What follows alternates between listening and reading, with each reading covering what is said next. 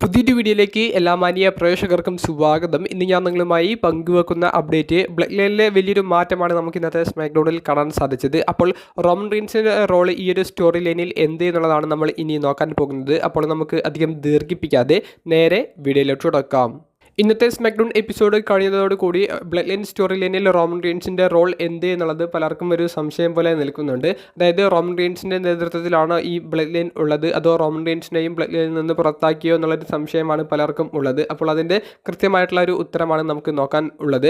അപ്പോൾ ഇന്നത്തെ സ്മാക്ഡൗൺ എപ്പിസോഡിൽ ജിമ്മി ഊസോയെ ബ്ലഡ് ലൈനിൽ നിന്ന് കിക്ക് ഔട്ട് ചെയ്തുകൊണ്ട് ടാമ ടോങ്കയെ പുതിയ മെമ്പറായി സോളോ സിക്കോവ ഏഡ് ചെയ്യുകയാണ് ചെയ്തിട്ടുള്ളത്. പുതിയ മെമ്പേഴ്സ് വരാനുള്ള സാധ്യത ഉണ്ടെന്നുള്ള റൂമറും നമുക്ക് കേൾക്കാൻ സാധിക്കുന്നുണ്ട്. അപ്പോൾ റോമൻ റീൻസ് എന്തായാലും ഇപ്പോൾ സോളോ സിക്കോവ നേതൃത്വം കൊടുക്കുന്ന ബ്ലഡ് ലൈനിലെ ഒരു അംഗമല്ല എന്നുള്ളത് 100% ഉറപ്പ് പറയാൻ സാധിക്കും. കാരണം റോമൻ റീൻസ് ട്രൈബൽ ചീഫ് ആയിരുന്ന സമയത്ത് പോൾ ഹേമനിലൂടെ ആ ഒരു ഫോണിലൂടെ മെസ്സേജ് കൊടുത്ത് പോൾ ഹേമനിലൂടെ ഇവരെ കൊണ്ട് കാര്യങ്ങൾ ചെയ്യിപ്പിക്കുന്നതായിരുന്നു നമുക്ക് കാണാൻ സാധിച്ചത്. എന്നാൽ ഇന്ന് പോൾ ഹേമൻ റോമനെ വിളിക്കാൻ പോകുന്ന സമയത്ത് ആ ഒരു ഫോൺ തകർത്ത് കളയുന്ന സോളോ സിക്കോവയുടെ ഭാഗങ്ങളാണ് നമുക്ക് കാണാൻ സാധിച്ചത്.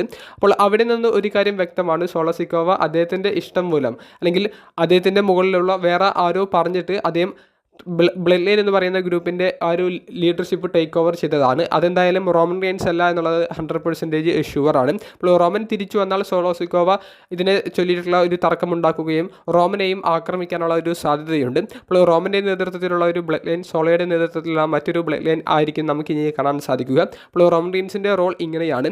ഇനി അഥവാ റോമൻ റീൻസ് ആണ് ഇനിയും ട്രൈബൽ ചീഫായി തുടരുക എന്നുണ്ടെങ്കിൽ നമുക്ക് കൃത്യമായി മനസ്സിലാക്കാൻ സാധിച്ച ആ ഒരു കാര്യം പോൾ ഹേമൻ ഇത്രയും പേടിക്കേണ്ട ആവശ്യമില്ലായിരുന്നു. പക്ഷേ പോൾ ഹേമൻ വളരെ സർപ്രൈസായി പേടിച്ച് നിൽക്കുന്നതാണ് നമുക്ക് സ്മാക്ഡൗണിൽ കാണാൻ സാധിച്ചത്. അപ്പോൾ റോമൻ റീൻസിന് ഈ ഒരു ഭാഗവുമായി യാതൊരു ബന്ധവുമില്ല. അതുകൊണ്ട് തന്നെ റോമൻ റീൻസിൻ്റെ തിരിച്ചുവരവിന് എന്തായാലും നമ്മൾ ആകാംക്ഷയോട് കൂടി കാത്തിരിക്കണം. കാരണം റോമൻ്റെ ആ ഒരു റോൾ ഈ സ്റ്റോറി ലൈനിൽ എന്താണെന്ന് അറിയാനും റോമൻ എന്ത് തരത്തിലുള്ള നടപടികളാണ് സോളോ സിക്കോവയ്ക്ക് എതിരെ എടുക്കാൻ പോകുന്നത് എന്ന് അറിയാൻ വേണ്ടിയിട്ടും. അപ്പോൾ ഈ ഒരു സ്റ്റോറി എല്ലാം മികച്ച രീതിയിലാണ് അവർക്ക് ആരംഭിക്കാൻ സാധിച്ചിട്ടുള്ളത്. പുതിയ മെമ്പേഴ്സ് വരുമ്പോൾ അത് കിടിലനായിരിക്കും എന്നുള്ളതിൽ യാതൊരുവിധ സംശയവുമില്ല.